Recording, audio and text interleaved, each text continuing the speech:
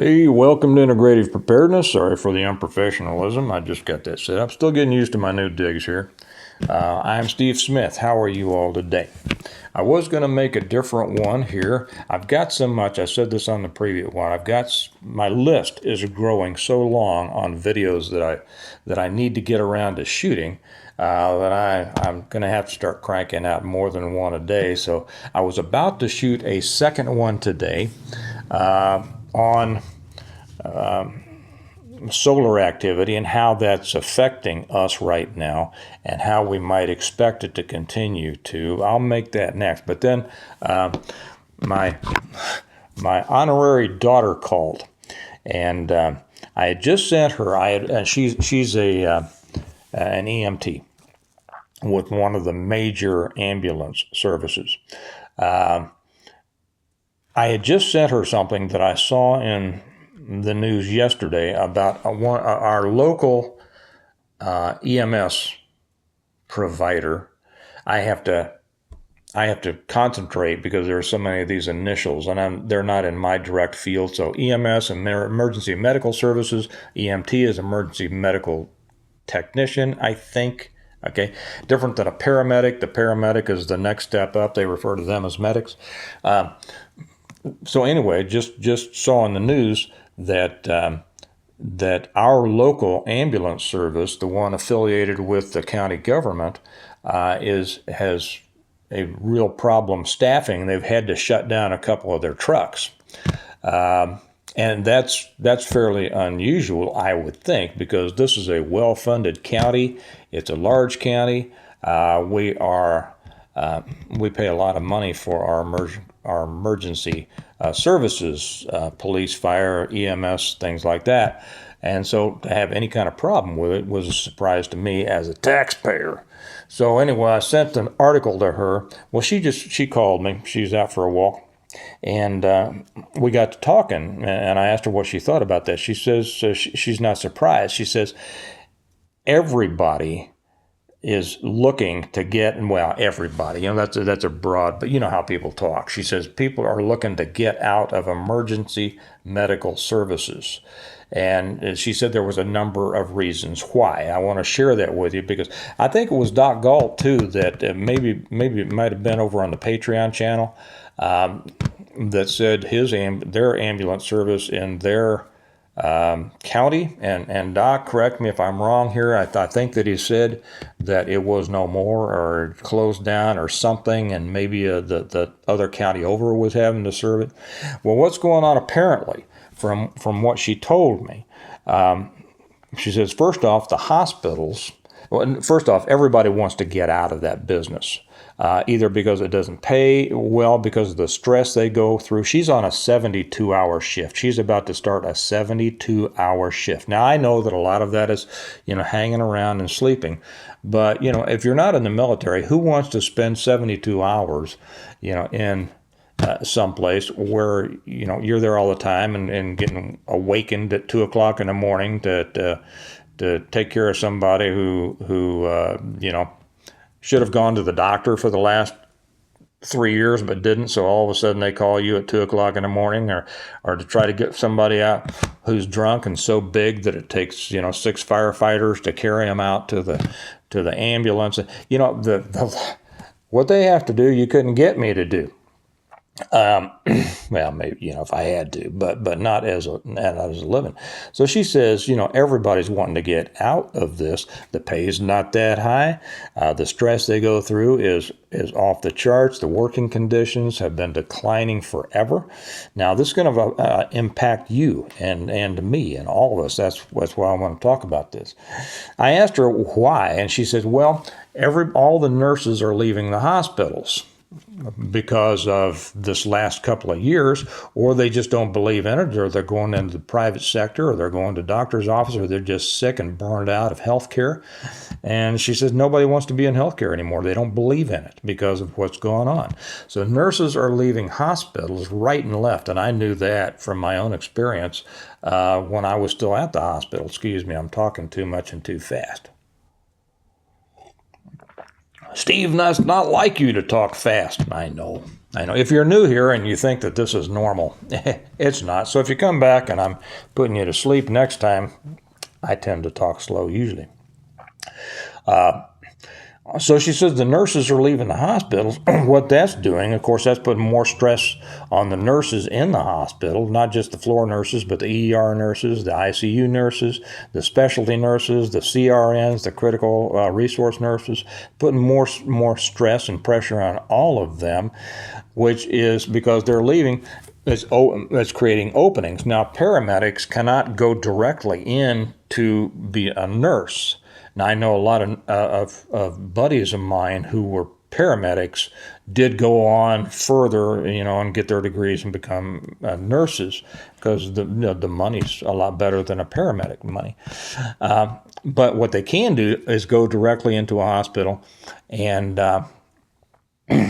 it'd be kind of like a super tech, to start IVs, to do all those things. They can't do all the things that a nurse does, but they can fill a great void there to make it easier on the nurses. So a lot of the paramedics are saying, hey, I can go to a hospital. I can get a lot better benefits. I have a set schedule that's easier on the family. I'm not working 12 and 24 and 72-hour shifts or 48s. Okay, that's what she works all the, 12s, 24s, 48s, and 72s. But they can work in a hospital. It's a lot better environment.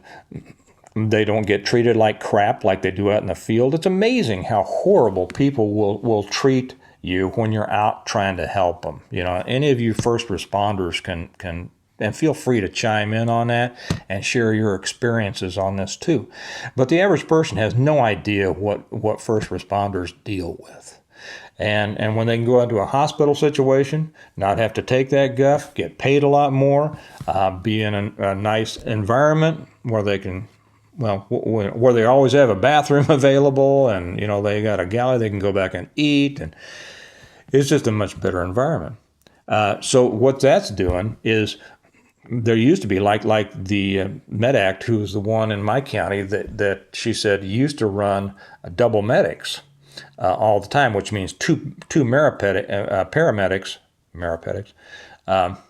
maybe a new word, always had two paramedics, meaning, medics, on the truck, the ambulance, at a time. Now, because so many of the medics have left to go to hospitals, now they're having to fill that second slot with an EMT, okay, which is below a medic, a paramedic. So now we've got trucks out here, instead of having two paramedics who can do a lot, they've got a paramedic and an EMT. And that's not taking anything away from the EMTs. These people are great. They really are great, but they're not on the level of a paramedic.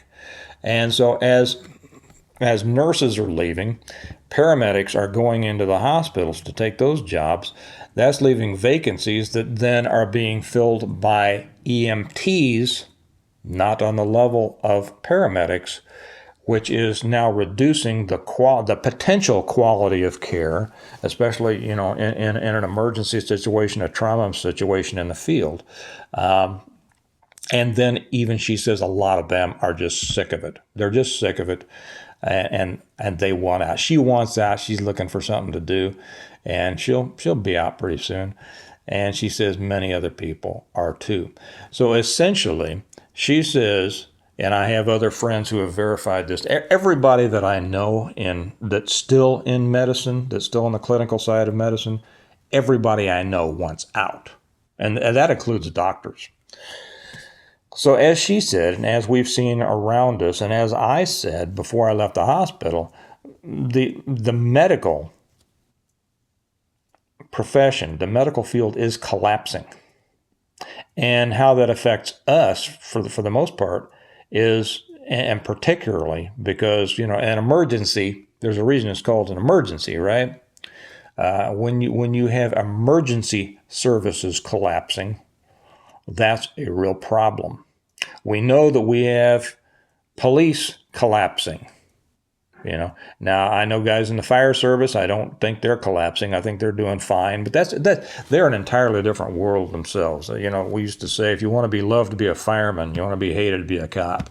And that's pretty much true. Everybody loves the fire guys. So I don't think they're having the same problems.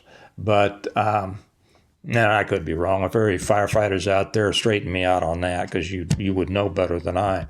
But this is a potential collapse, and it can be very dangerous. So, my advice is, and we've talked about this before, tighten yourself up on your medical knowledge. If you are in a group, and I don't call ours a mag or anything like that. We used to have a circle of friends.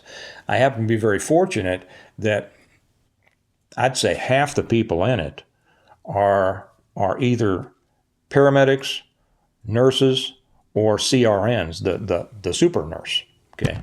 And that's because I met so many of them when I was working in the hospital. So that was just fortunate for me. But you need to make sure, do you have a emergency medical knowledge yourself? If you don't, do you know people who do? Do you have friends who are doctors, who are nurses?